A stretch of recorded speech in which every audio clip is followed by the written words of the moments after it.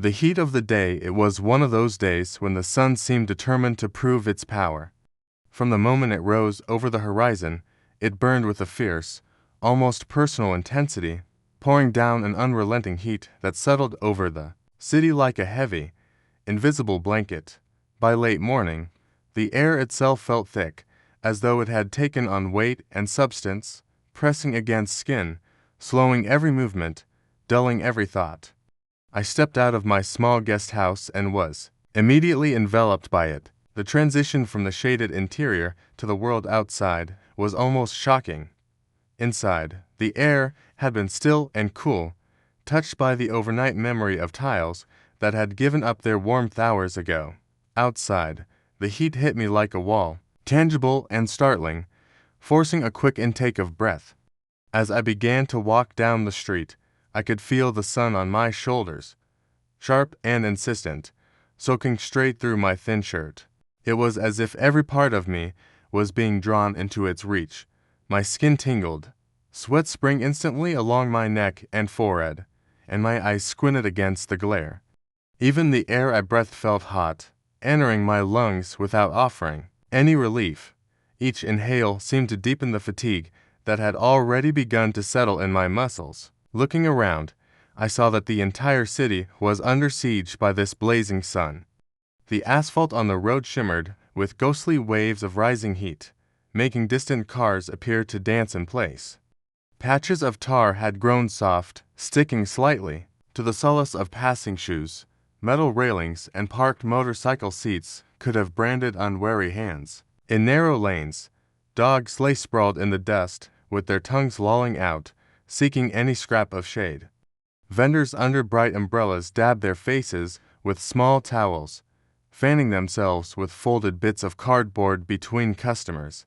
A fruit seller, his shirt plastered dark against his back, poured water over a pile of wilted leafy greens to keep them from collapsing under the sun's assault. Ice vendors pushed their carts with grim determination, the clinking sound of melting cubes within betraying how quickly their fragile cargo was succumbing to the day.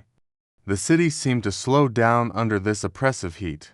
Pedestrians walked more languidly, many with handkerchiefs pressed to their foreheads. Even motorcycles at stoplights revved with a reluctant tone, riders adjusting their helmets to allow a trickle of air to reach their scalps. Bucket drivers rested with feet propped up on handlebars, towels thrown over their faces, as if hoping to disappear until the sun lost interest.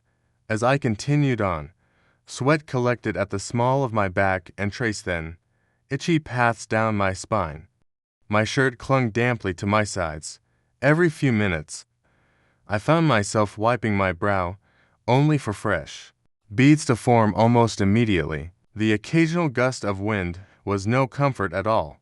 It carried not coolness, but a dry, oven-like heat that felt as though it had traveled over sun-baked streets just to find me.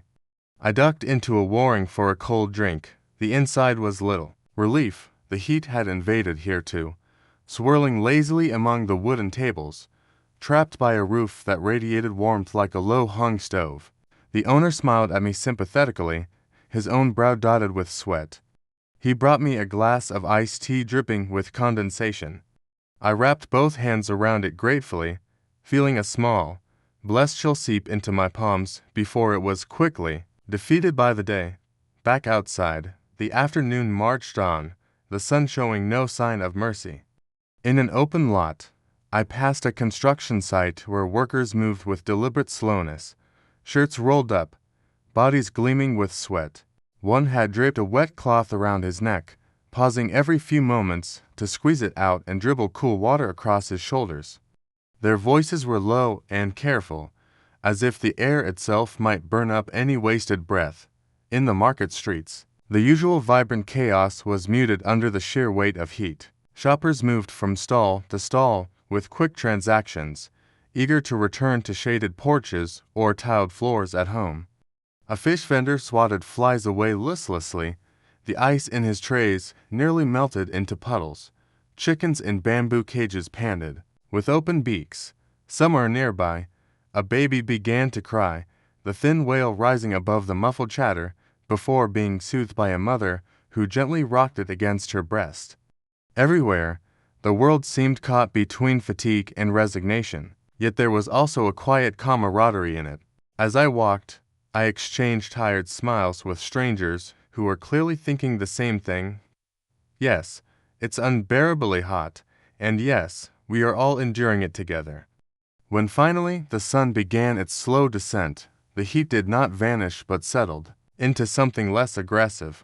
Long shadows stretched across the streets, offering strips of cool relief where people gathered gratefully.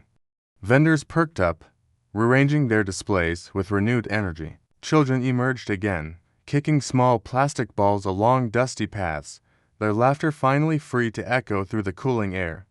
By the time evening truly arrived, bringing with it a tender breeze, the world felt reborn, the sidewalks filled with life, warrings bustled with customers, lanterns glowed warmly where the sun's brutal light had ruled just hours before. The memory of the heat lingered, in the sweat-stiff collars of shirts, in the tender sunburn on necks and arms, but now it was tempered by a sweet relief that made people more generous with smiles and more eager to savor the soft, forgiving night. And so it went, a day marked by the sun's fierce reign, survived together under shared glances and quiet endurance, and finally rewarded by the calm grace of evening, when everyone could breathe a little deeper and remember how to laugh, without wiping sweat from their eyes. If you'd like, I can continue this into how the night market comes alive after the heat, or write a short reflection poem on how the heat shapes daily life. Just tell me what kind of scene or feeling you'd like next. Tanya chat tanda balang, lebabon yak chat balang? Of course, here's an even longer, deeper version, stretching out the story of the scorching heat, adding more vivid descriptions, small human moments, thoughtful reflections, and showing how it shapes an entire day from late morning into dusk. So you can really feel how the hot air dominates everything. The relentless heat of the air was the kind of day that seemed to begin hot, as if the sun had never bothered to set at all the night before. From the earliest hours, long before the city fully woke, there was already a heavy, damp warmth hanging over Semmering. By mid-morning, it grew steadily worse, until it felt almost personal, as though the sun had singled out this city, these streets, these walls, these bodies for a special test of endurance. When I stepped outside, it was like opening an oven door. A wave of heat rolled over me, carrying with it the sense of warm dust, diesel fumes, and distant frying oil. It made my skin prickle instantly, drawing sweat from my pores before I had walked